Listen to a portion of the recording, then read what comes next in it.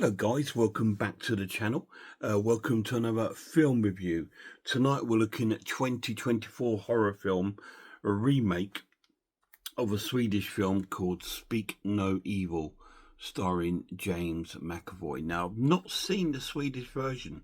I would love to, but unfortunately, when I picked this up in London, they didn't have it. All they had was this new one, which came out in 2024. I think the Swedish one came out in 2022. Anyway, this is a amazing film. It's a great horror film. It's along the lines of a sort of little bit of Straw Dogs in there, and a little bit of folk horror in there at bits as well. It's an amazing film. It's about two families that meet on holiday. We've got our regular sort of family on holiday with their daughter, and they meet up with James McAvoy and his family. I'm not going to try and remember names because I'm terrible. I think that the father of the main family is called Ben, I think, and I can't remember. I'm just rubbish with names. I really am. It's just something I struggle keeping in.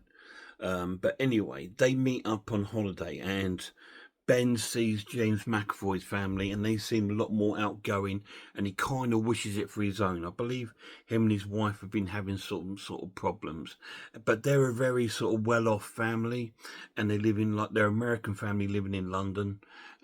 He's some sort of he's in between jobs and stuff like that, but they're quite well off.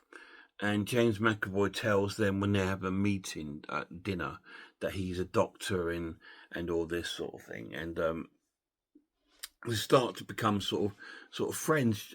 James McAvoy's character is a very persuasive kind of character, and they've got a young lad who's got a disability, can't talk.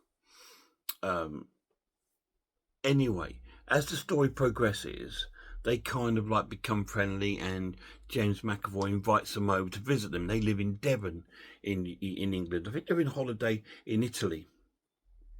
And anyway, they go back, and we're in London with our with Ben and his family, and he's struggling still to get work, and they get a letter from James McAvoy saying no, they really miss them, hope they can come out and visit them and spend a weekend there.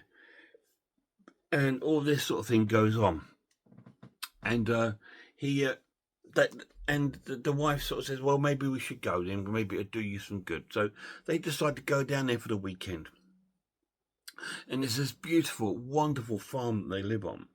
And it's just like, wow, it's stunning, the area they're living in.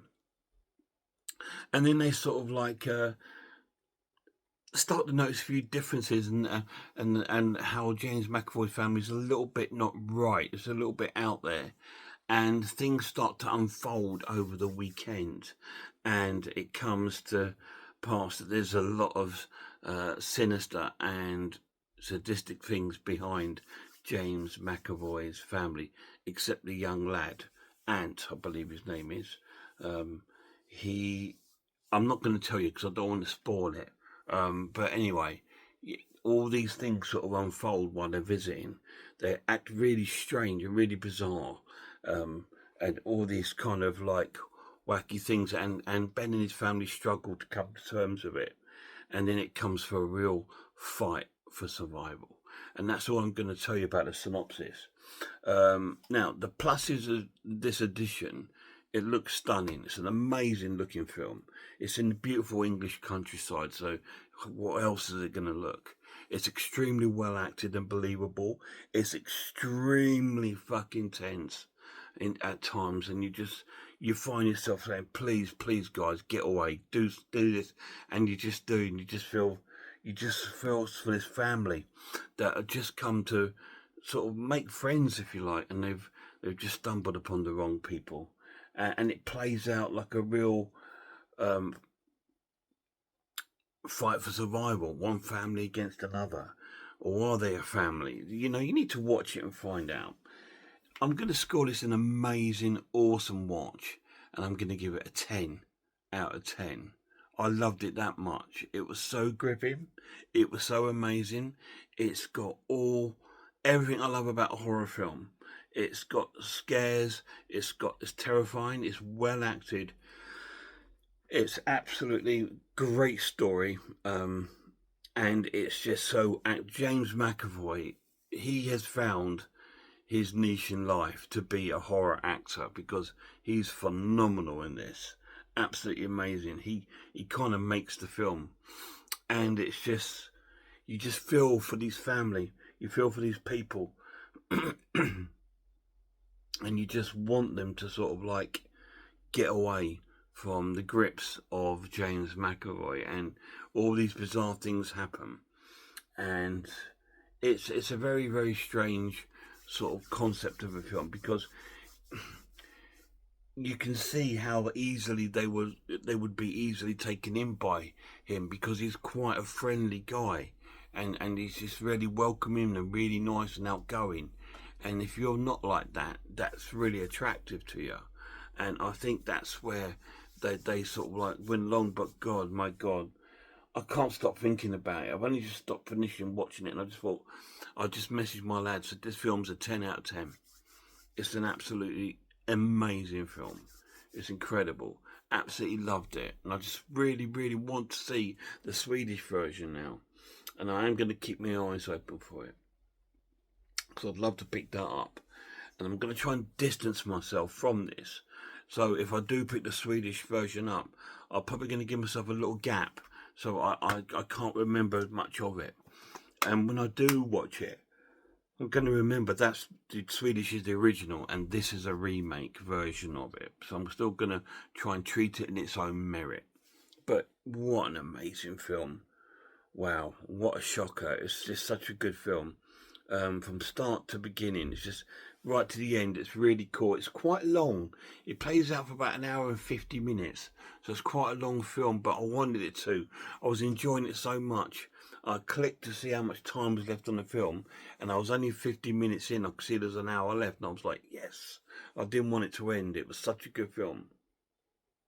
And I loved the direction it was going in. All these things uncover themselves at the farm and stuff like this, and you're just thinking, wow, really. And it's got all sorts of things in there, like almost like I said, Straw Dogs, and also a little bit like Wrong Turn, because it sort of turns out that this isn't the first time, sort of thing. So it just plays out in so many sort of ways, but it's just so well crafted film, and I absolutely loved it. Highly recommend it. Speak No Evil, 10 out of 10. And if you guys seen it, if you have, let me know down below. It's so cool. Now, this would have made my top 10 for 2024, but sadly, I didn't see it. I didn't get around to seeing it at the cinema, and I brought it in December, and I just didn't get a chance around to putting it into my top 10, but it most definitely would have been in the top 10 and more than possibly in the top 5. Really cool film. Highly recommend it. Till my next video, guys, please check out some other channels. Check out Horror Hands, Horror Geek, Man v Film, RS Design, Pizzlewell, I Am Ice Lord, The Maniac, Cat Watches Horror Movies, Grumpy Andrews, Haunted House. And a massive shout out to the lad. Till next time, look after yourselves, look after one another, and I really hope I see you all soon.